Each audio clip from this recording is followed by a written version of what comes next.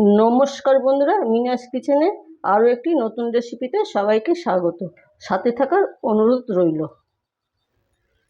গাঁটি কচু মোটামুটি সব বাড়িতেই নানাভাবে রান্না করে খেয়ে থাকে। আজ আমি পুরানো দিনের একটি রান্না করে দেখাবো, গাঁটি কচুর পাতুরি। এখানে আমি 500 গ্রাম গাঁটি কচু নিয়েছি। গাঁটি কচুগুলো প্রথমেই ধুয়ে নিয়েছি, মানে গাঁটি কচুর মধ্যে খুব মাটি থাকে। এই গাঁটি কচুগুলো প্রথমেই আমি এইভাবে ছাড়িয়ে নেব। ছাড়িয়ে 4 টুকরো করে কেটে আবার ধুয়ে নেব।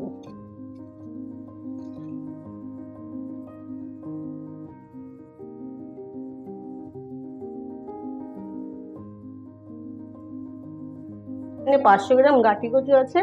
চোকলা ছাড়িয়ে ঠিক এই সাইজে ছোট করে কেটে ভালো করে ধুয়ে নিয়েছি।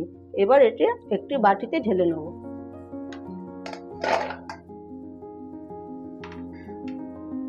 দুটো মাঝারি সাইজের পেঁয়াজ ছাড়িয়ে নিয়েছি, লম্বা করে কেটে নেব। আর দুটো টমেটো নিয়েছি, মাঝারি সাইজের, লম্বা করে কেটে নেব।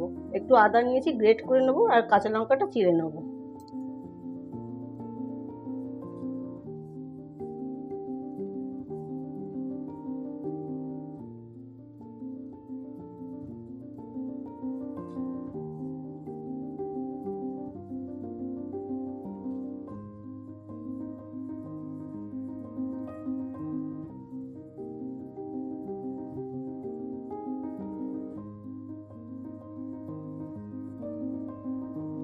সমস্ত উপকরণগুলো আমি গাঁটি কচুর সাথে মেখে নেব।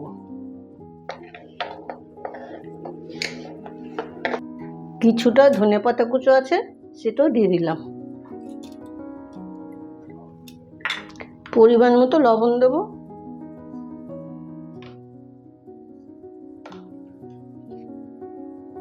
হলুদ গুঁড়ো দিলাম।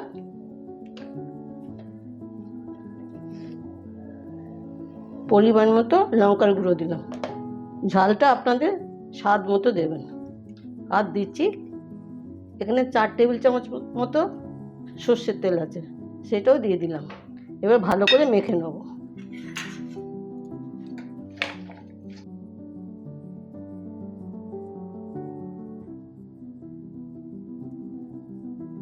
গ্যাসে কড়াই বসিয়ে দিয়েছি। আর কড়াইয়ের মাঝখানে কিছু কলা পাতার টুকরো এইভাবে দিয়ে দিয়েছি।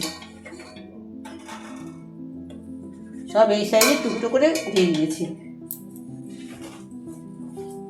এবার একটা বড় সাইজের কলা পাতা পেতে দিচ্ছি। আরও একটা বড় পাতা দিলাম। এবার কচু মাখাটা এখানে দিয়ে দিচ্ছি। এটা একটু সময় লাগবে, ঘন্টাখানিক ধরে করতে হবে। উপরের পাতা যাতে পুড়ে না যায়, এই জন্য নিচের দিকে অনেকগুলো পাতা দিয়েছি। এবার এটা ভালো করে মুড়ে দেবো।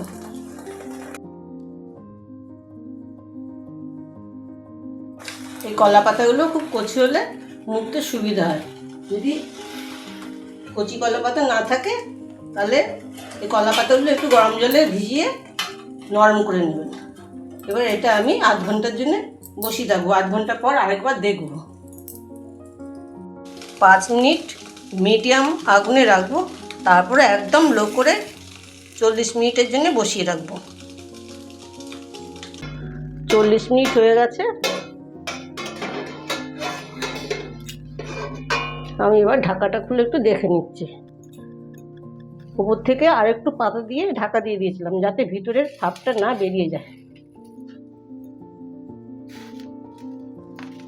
পাতুরি করতে একটু সময় বেশি লাগে, ধৈর্য ধরে পাতুরিটা করতে হয়, কিন্তু খেতেও সুস্বাদু হয়।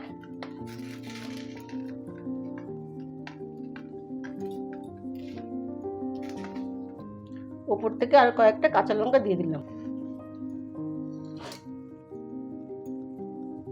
কিছু গাঁটি কচু সেদ্ধ হতে সময় লাগে, তাই একটু সময় নিয়েই করতে হবে, ধৈর্য ধরে করতে হবে। উপর থেকে একটু সর্ষের তেল ছড়িয়ে দিলাম। আরও 15 মিনিটের জন্য বসিয়ে রাখবো। আগুন বেশি জোরে দেওয়া যাবে না, পাতা পুড়ে গেলে ভিতরের সবজিটা কাঁচা থেকে যাবে, তাই কম আছে এটা করতে হবে।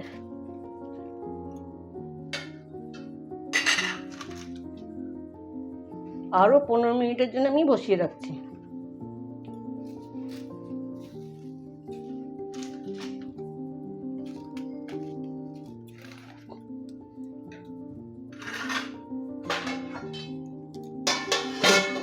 15 মিনিট হয়ে গেছে, এবার এটা আমি নামিয়ে নেব।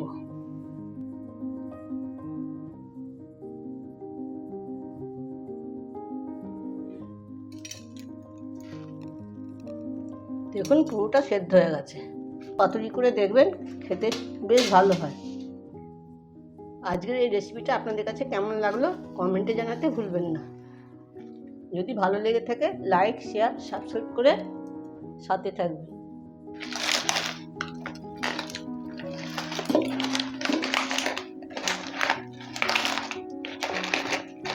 দেখুন পাতুরিটা কত সুন্দর হয়েছে দেখতে, খেতেও বেশ ভালো হয়।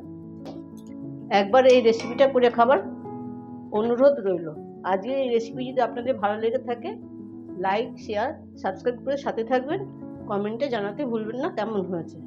পরে আরেকটি ভালো রেসিপি নিয়ে আপনাদের কাছে হাজির হব।